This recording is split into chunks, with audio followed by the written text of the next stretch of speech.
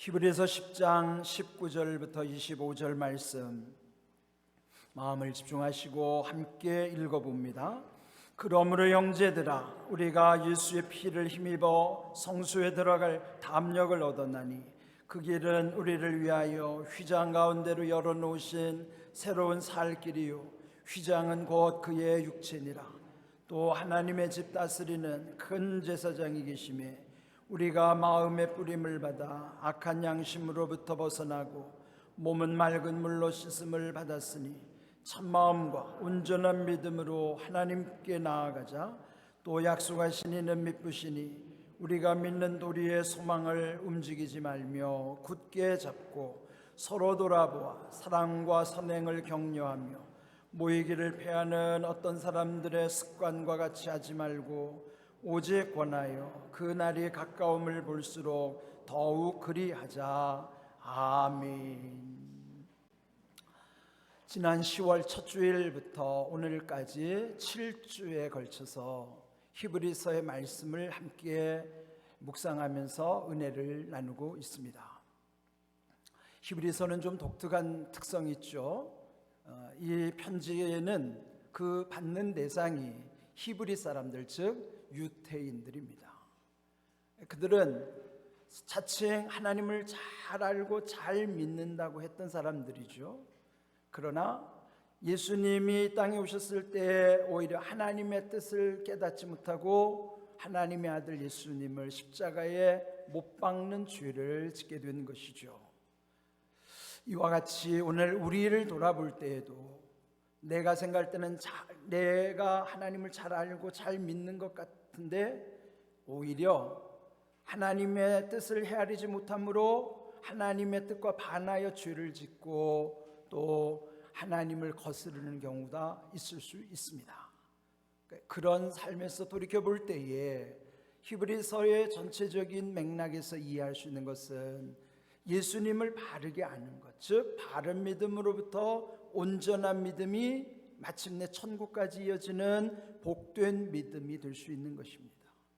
이 믿음의 측에는 바른 믿음, 온전한 믿음, 복된 믿음이 일치해야만 하는 것이죠.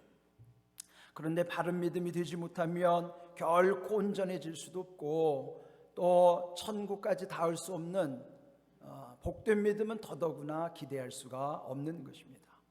그러므로 오늘 우리의 신앙의 측에도 과연 내 믿음은 바른 믿음인가? 또 온전한 믿음을 향하여 가고 있는가? 그래야 마침내 천국까지 이어지는 복된 믿음이라는 사실을 기억하고 명심해야만 하는 것입니다. 오늘 주신 말씀의 제목은 참마음과 온전한 믿음으로 그렇게 정했죠. 그런데 여러분, 우리가 무슨 일을 하든지 마음에서부터 비롯하잖아요. 어떤 일을 할 때 그 자세나 태도를 쉽게 생각해 보면은 그 마음가짐이 몸가짐으로 이어지는 것이에요. 이것은 연결될 수밖에 없고 마음이 행동으로 드러나기 때문에 우리의 마음가짐과 몸가짐이 얼마나 중요한 것인가 그를 알게 되는 것이죠. 오늘 말씀 보면 히브리서 10장 22절 참마음과 온전한 믿음으로 하나님께 나아가자. 우리 하나님께 나오는 것을 예배라고 한다면 오늘 여러분이 하나님께 나온 이 예배의 자리에서 우리의 신앙의 자세 또한 돌아봐야 됩니다. 하나님이 기뻐 받으신 우리의 신앙의 자세는 여기서 말씀하신 대로 참마음, 온전한 믿음이에요.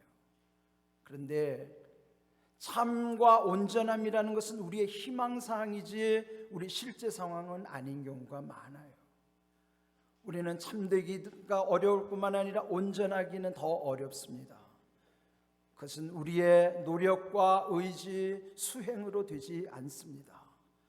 참이라고 하는 건 거짓 없음으로 살아가는 것인데 우리 마음에 얼마나 많은 거짓이 우리 속에 들어오는지 그 참마음이 온전한 믿음으로 연결이 돼야 하는 것이죠. 그런데 성경에는요, 이 참마음을 온전한 마음으로도 표현하고 있어요. 온전함이라는 것은 그 한문으로 온전전자 마음심자를 써서 전심이라고도 합니다. 시편 119편 2절 전심으로 여호와를 구하는 자는 복이 있도다. 우리 하나님께 나올 때 하나님이 우리에게 복을 주시는데 그 복된 사람이 어떤 사람인가? 전심으로, 즉 온전한 마음으로, 참 마음으로 하나님을 찾는 자, 하나님께 기도하는 자, 그에게 복이 있다는 것을 말씀해 주시는 것입니다. 그러나 우리들의 삶 속에서 보면요, 우리의 믿음, 우리의 삶에 이런 참마음, 온전한 믿음이 연결이 될 때에 그때 우리의 모든 삶의 변화도 또 기도의 응답도 또 말씀대로 이루어지는 은혜와 복도 경험할 수 있는 것입니다. 근데 실제로 우리 가운데 변화나 응답이 적은 이유가 있습니다. 특별히 히브리서 4장 2절에 보시면은 그 말씀이 그들에게 유익하지 못한 것은 듣는 자가 믿음과 결부시키지 아니함이라.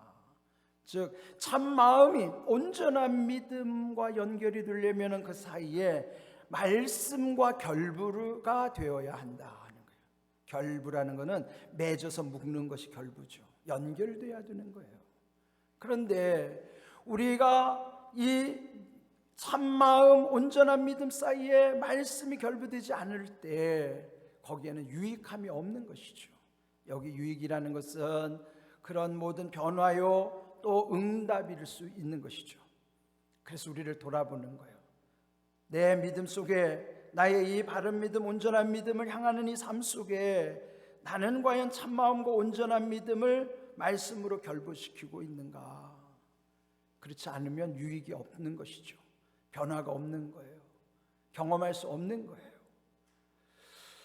그것은 우리 일상에서 보면 자기 상황과 형편에 따라서 뗐다 붙였다 하는 것, 일종의 액세서리가 그런 경우죠. 여러분, 이 옷에 붙이는 액세서리는 여러분이 마음에 드는 곳에 붙였다 뗐다가 할 수도 있어요. 그런데 만일 우리 신앙도 자기 상황과 형편에 따라서 뗐다 붙였다 하는 그런 신앙이라면 그건 잘못된 거예요. 우리의 신앙은 참마음과 온전한 믿음이 말씀 가운데 결부될 때만이 유익하게 하시는 거예요. 그 유익은 이루 헤아릴 수 없는 놀라운 은혜가 임한다는 것이죠. 먼저 이걸 우리가 마음속에 새긴 다음에, 그럼 온전한 믿음을 가질 때는 그 보여지는 그 몸가짐이 뭘로 나타날까요? 그것이 곧 예배로 향하는 삶이에요.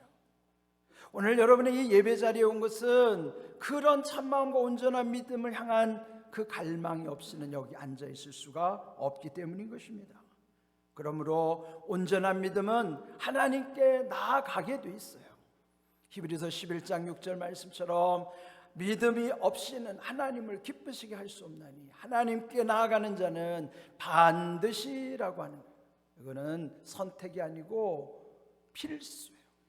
그럼 여기 하나님께 나온 여러분들이 이 두 가지를 점검하십시오. 여기 이 하나님께 나오는 예배 자리에 과연 나는 반드시 이 믿음 가지고 나왔는가? 첫 번째가 하나님이 계신 것, 즉 살아계신 하나님을 반드시 믿고 있는가? 두 번째는 그 하나님을 찾는 이들에게 상을 주시는 하나님이심을 반드시 믿고 있는가? 그럼 믿어도 되고 안 믿어도 되는 것이 아니라 반드시 믿어야 되는 믿음이에요. 그러니까 그 믿음이 온전한 믿음인 것이에요. 하나님을 기쁘시게 하는 온전한 믿음, 그것이 참마음 온전한 믿음을 연결시켜주는 것이 말씀과 결부될 때 이런 놀라운 은혜를 부어주신다는 것이죠. 오늘 이 말씀 처음에 보시면 그 19절에 이 예배 자리에 나온다는 것은 옛적 구약의 성도들은 상상할 수도 없는 일이에요. 지금 우리는 당연한 것이, 마치 여기 하나님 앞에 예배드리는 것이 우리에게는 당연한 것 같고, 또는 때로는 나와주는 것을 참 되게 무슨 누구를 위하는 것처럼 그렇게 하는 것 같지만요, 실제로 옛적 구약 성도들은 감히 하나님께 나올 수가 없었습니다. 그래서 여기 19절 말씀에 우리는 어떤가? 예수님의 피를 힘입어서 이 성소 주의 전에 들어올 담력을 얻었다는 것이죠. 이 담력, 이 담대한 힘이 어디로부터 오는 것인가? 그는 내 힘도 아니고 내가 용기를 가진 것도 아니고, 여기 나올 수 있는 그 담력의 원천은 예수님의 보혈, 그 피의 공로를 힘입었기 때문에 나올 수 있다는 것이죠. 그래서 히브리서 4장 16절에도 보시면 이 은혜 보좌 앞에 담대히 나아가라 권면하면서 전에 말씀드린 것처럼 은혜의 보좌 앞에서 우리를 긍휼히 여겨주시고 때를 따라 도와주시는 은혜가 있다는 것을 말씀해 주시는 거예요. 여러분, 이렇게 귀한 이 담력과 담대함으로 주님 앞에 나올 수 있었던 것도 그 다음 말씀해 보면요, 우리에게 새로운 살 길을 열어주셨기 때문이에요. 20절에 보면 그 길은, 이렇게 나올 수 있는 그 길은 우리를 위하여 휘장 가운데로 열어놓으신 새로운 살 길이요, 그 휘장은 곧 그의 육체, 즉 예수님의 몸이 휘장인 것입니다. 마태복음 27장 51절, 예수님 십자가에 달려 죽으실 때에 첫 번째 나타났던 현상은 이 성전, 제가 서 있는 지성소와 여러분 앉아 있는 이 성소를 완전히 차단하고 있는 이 휘장을 하나님이 찢으신 사건이에요. 위로부터 아래로 그 휘장이 찢어졌는데, 그 성경 말씀, 오늘의 말씀처럼 그 휘장이 곧 예수님의 육체라 하는 것이에요. 예수님의 몸을 찢으셨을 때 하나님은 휘장을 찢으신 거예요. 그래서 그동안에는 아주 거룩한 지성소와 성소는 그냥 거룩한 곳, 우리 생각에는 이 휘장이 찢어져서 지성소와 성소가 하나로 연결되죠. 그러면 가장 거룩한 것과 어쩌면 좀 덜 거룩한 것처럼 이것이 합쳐지면은 뭔가 거룩함의 능력이 떨어질 것 같은 생각도 들죠. 우리 생각에는 뭔가 센 것과 덜 센 것을 합쳐놓으면 그 중간에서 적당히 센 것처럼 느껴지잖아요. 그런데 과연 하나님이 휘장을 찢으셨을 때 여기 가장 거룩한 곳의 능력이 저 덜 거룩하게 느껴지는 것처럼 보이는 그곳에 그냥 예전보다 약한 능력으로 갈까요? 그렇지 않습니다. 넌 묵상하다가 그 중요한 비유를 깨달았어요. 우리 교회 이 터가 옛적에는 여기가 맹지였대요. 제가 우리 남천우 목사님 뵙고 이 교회 설립의 비하인드 스토리를 들었어요. 이제 옛날에 여기는 맹지가 뭔지 알죠? 건축할 수 없는 쓸모없는 땅이에요. 그러니까 여기는 원래는 맹지이기 때문에 건축하면 안 되는 땅이죠. 그런데 여기가 지금은 요지가 됐어요. 네, 그 원리가, 맹지라고 하는 건 헐값이고 아무 쓸모도 없는 땅인데, 맹지 앞에 그 땅이 앞에 도로와 인접해 가지고 이 도로 앞에 있는 땅이 아주 고가의 비싼 땅일 때 그 뒤에 헐값이 맹지를 사서 터버리면 이 땅은 더 이상 맹지가 아니에요. 쓸모없는 땅이 아니라 앞에 있는 땅만큼이나 귀한 땅이 되는 거예요. 휘장을 찢으셨다는 의미는 그런 거예요. 우리는 맹지같이 쓸모없는 존재였잖아요. 그런데 휘장을 찢으시면서 그 가장 거룩한 지성소의 거룩함의 능력이 이제는 흘러 맹지 같은 나에게 흘러오는 거예요. 얼마나 놀라운 은혜입니까? 그 예수님의 피의 공로를 힘입어서 오늘도 여기 담력을 얻어 여기 나온 거란 말이죠. 성경은 우리에게 그걸 깨우쳐 주는 거예요.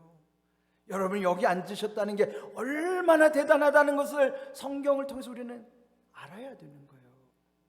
그만큼 우리에게 이렇게 새로운 살 길을 주셔서 그 거룩함의 능력 가운데 하나님이 우리를 어떻게 세워가시고 하나님의 나라를 위해서 우리를 어떻게 쓰시는가. 한번 태어나서 무가치하게 살아가는 인생이 아니고 우리를 통해서 하나님이 이루신 놀라운 그런 비전을 바라본다면 우리는요, 얼마나 귀한 존재인가, 그걸 우리가 늘 깨닫고 살아가게 되는 것입니다. 그래서 이렇게 살아가는 우리들이 그러면 어떤 서로의 관계성을 유지해야 될 것인가? 23절 24절에 보시면 우리가 믿는 도리의 소망을, 이 소망이 어디 있어요? 천국까지 가는 소망이에요. 그것은 복된 믿음입니다. 그러므로 이 바른 믿음, 온전한 믿음, 복된 믿음을 하나로 표현하면은 이것이 우리가 믿는 도리요, 그것이 소망이 지금 우리가 소망을 바라보는 것이에요. 그 소망을 움직이지 말며 이거 뭐 왔다 갔다 하지 말고 한결같이, 또 그래서 그렇게 하려면 굳게 잡아야죠. 매주일 주님 전에 나오는 거는 이 믿음 굳게 잡기 위함인 거예요. 갈팡질팡하는 인생인데 그래도 우리가 움직여지는 인생이지만 굳게 잡고, 그 다음 중요한 것은 서로를 돌아보아 주라는 것입니다. 교회는 홀로 신앙이 아니에요. 홀로 믿는 것은 교회 안 오고도 얼마든지 가능해요. 그렇다고 해서 구원 못 받는 것도 아니겠죠. 그러나 우리를 교회로 불러주신 것은 서로 돌아보라고 우리를 불러주신 거예요. 불러주셔서 서로를 사랑하며 선한 일을 행할 수 있도록 격려하기 위해서 우리를 교회로 불러주신 것입니다. 그래서 교회 오면요, 서로를 사랑과 선행으로 대해 주셔야 돼요. 거기 내 마음에 들지 않는다고 그를 지적하거나 정죄하거나 또 함부로 폄하하면 안 되는 거예요. 여기는 누가 와도 다 사랑과 선행으로 격려하는 곳이지, 여기에는 지적을 당하러 오는 것도 아닙니다. 어떤 모습으로 오든지 어떤 옷을 입고 오든지 그는 다 귀한 분들이에요. 그래서 우리는 함부로 대해서는 안 되고 서로를 돌아보아주고 사랑과 선행으로 격려해야만 하는 것이에요. 이것이 주님이 우리에게 원하시는 일이고, 이것을 언제까지 하라고 하면 그날이 이를 때까지, 그날이 가까움을 볼수록 더욱 그리 하라고 말씀하시는 것입니다. 여기 말씀 25절에 보시면은 모이기를 패하는 어떤 사람들의 습관같이 하지 말고 오직 권하여 그 날이 가까움을 볼수록 더욱 그리하자. 그 날이라는 것은요, 종말의 때예요. 예수님이 오셔도 그날은 끝나는 것이죠. 그런 모두에게 끝나는 역사적 종말이고, 비록 예수님이 급히 오시지 않아도 우리는 늘 하나님이 부르러 가시는 개인의 종말을 앞두고 살아가는 사람들이에요.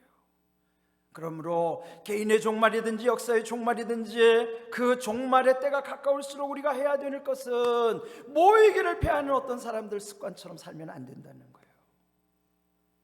이 코로나 위기 속에서 우리에게 보여주신 것은요, 이런 거예요.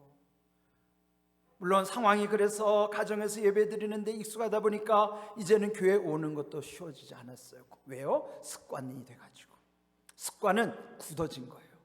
그러니까 모이기를 패하는 그 사람들의 습관, 굳어진 마음과 그런 태도 속에 오늘 이 코로나의 예배자들이 그렇게 된다면 하나님 기뻐하시지 않는 것이죠.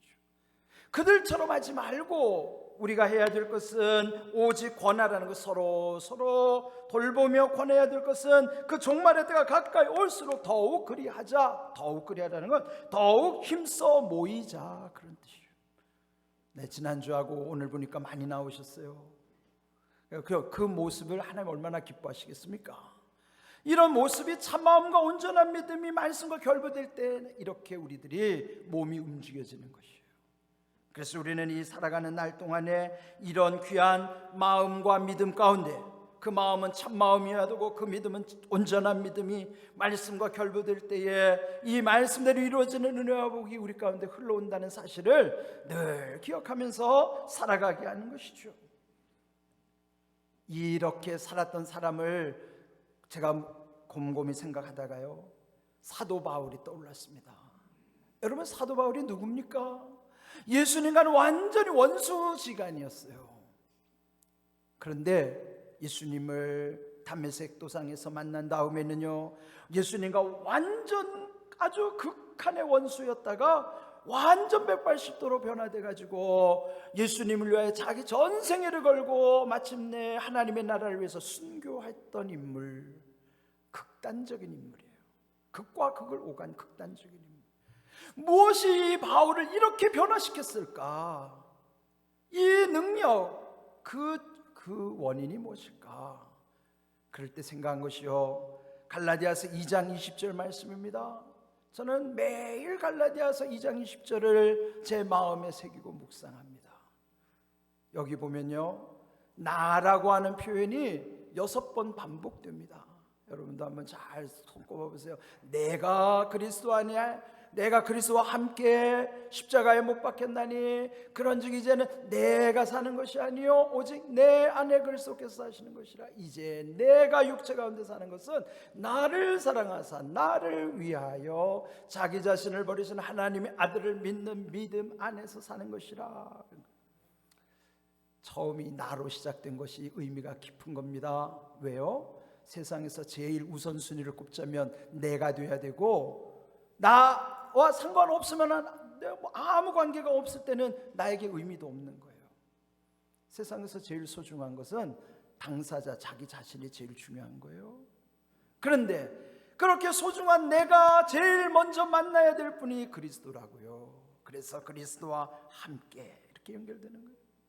내가 그리스도와 함께 연결될 때 어디로 갈 것 같아요?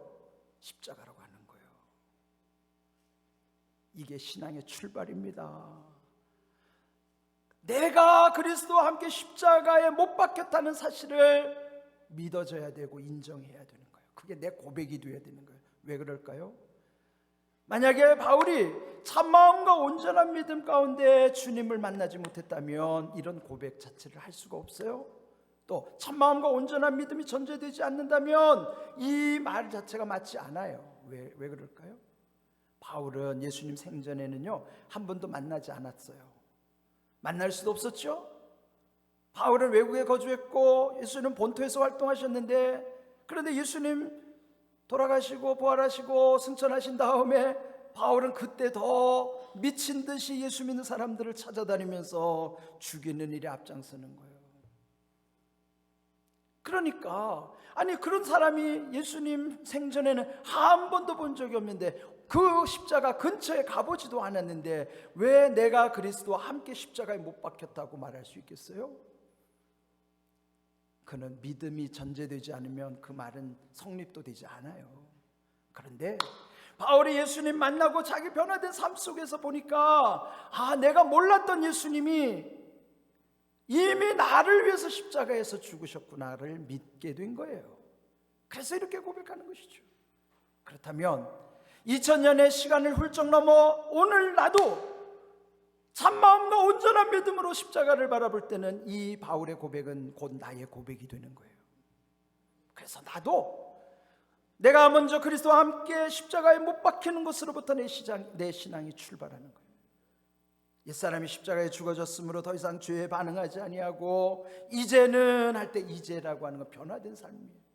이제는 내 안에 그리스도께서 사시는 것이라. 이제 내가 육체 가운데 사는 것은 나를 사랑하사 나를 위하여 자기 자신을 버리신 하나님의 아들을 믿는 믿음 안에서 사는 것이라. 내 안에는 그리스도가 사시고 그러므로 나도 그 믿음 안에서 살아간다고 고백하는 거예요.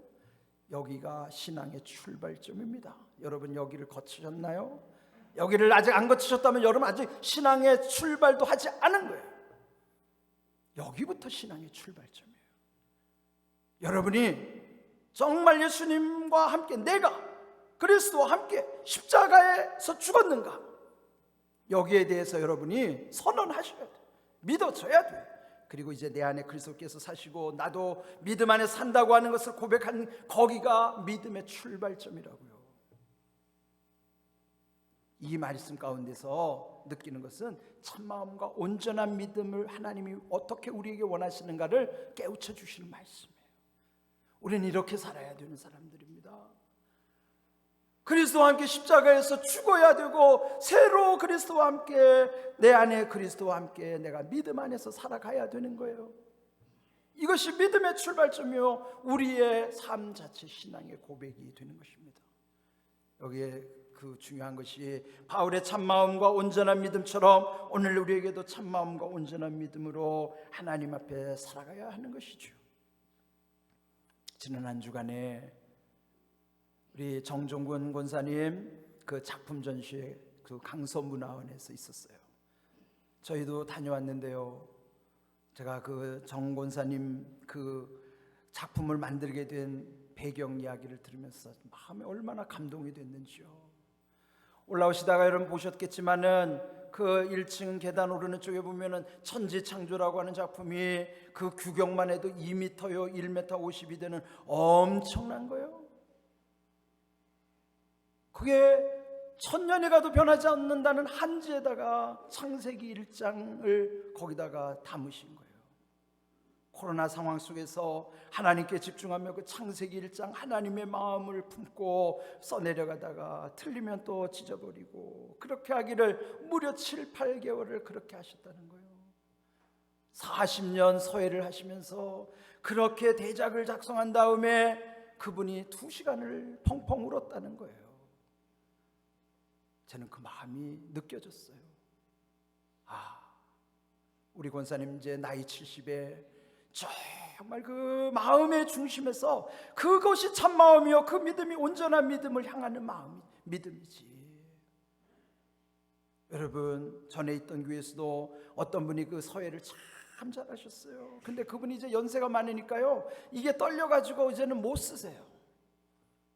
정권사, 이제 우리 권사님도 연세가 더 드시면 이제 못 쓰실 날이 올지도 몰라요. 그런데 이 마지막 작품을 주님의 교회에다가 헌정한다는 게 얼마나 놀라운 일이에요. 여러분, 그 작품을 탐내가지고 그거 팔으라는 곳이 여러 곳이 있는데도 그 유혹을 다 뿌리치셨다는 거예요. 자, 그 마음에 감동이 돼서 이제 오늘 오후에 작가를 초빙해서 헌정식 갖고 그 배경도 나누려고 그래서 헌정식 순서를 갖게 된 것입니다. 여러분 이따도 좀 참석하시면 좋겠고요. 이런 귀한 믿음, 그것이 오늘 우리 권사님뿐만 아니라 우리 일상 속에서도 내 삶이 크든지 작든지 그 속에서 우리 마음에는 항상 참이 있어야 되고 우리의 믿음은 온전함을 향하여 나아가야 되는 것이에요. 참마음과 온전한 믿음 속에 하나님을 향하여 우리의 모든 길이 얼마나 크게 열려져 있는가를 늘 기억해야 하는 것이죠. 다음 주 추수감사절 앞두고 있죠. 추수감사절을 기억하는 것이 최선의 감사, 최고의 감사를 드리자는 거예요. 그런데 세상은요, 최선과 최고가 같지 않아요. 이 세상은 최선을 다한다고 절대 최고가 되지 않아요. 최고는 단 한 명만이 얻을 수 있는 자리예요. 우리가 하나님 앞에 예물을 아무리 많이 드린다고 해서 최고의 예물을 드릴 수 없어요. 그런데 하나님은 그 최선을 최고와 똑같이 취급하시는 거예요. 우리가 최선을 다하는 것은 누구든지 할 수 있는 거예요. 이 세상에서 최고가 되는 것은 누구든지 될 수 없어도, 아무나 될 수 없어도 하나님 앞에서는 최선을 다하는 것이고 최고라는 것을 하나님이 우리에게 말씀해 주시는 거예요. 그래서 우리는 최선의 감사를 드리는 사람은 그가 최고의 감사로 하나님이 받으신다는 사실을 기억하셔야 되는 거예요. 많이 드려서 최고가 아니라 참마음과 온전한 믿음으로 하나님께 드리기 때문에 그 최선을 최고로 받으시는 거예요. 그래서 우리 다음 주일 추수감사 때도요, 우리의 마음이 갈팡질팡할 것이 아니라 여러분이 정말 하나님 앞에 참마음과 온전한 믿음으로 최선의 감사, 최고의 감사로 하나님께 영광을 돌릴 수 있기를 바랍니다. 아멘 소리가 좀 작으네요. 여러분, 오늘 주신 말씀 평생에 새기셔야 될 말씀. 하나님께 나아가야 하는 우리들의 마음이 하나님이 무엇을 원하시는 것인가? 참마음, 온전한 믿음, 그것이 말씀으로 결부된 삶, 그것을 우리 늘 하나님이 우리에게 원하신다는 사실을 기억하시고 그런 믿음에 복된 삶 되기를 주님의 이름으로 축복합니다. 아멘. 우리 함께 통성으로 기도합시다. 오늘 귀한 말씀 마음에 새기시고요. 또 우리 하나님께 나아가는 마음가짐이 평생토록 하나님과의 관계가 되도록 참마음 온전한 믿음으로 하나님께 영광을 돌리는 삶, 또 다음 주 추수감사절도 최선의 감사, 최고의 감사를 드릴 수 있도록 그 믿음을 구하시기를 바랍니다.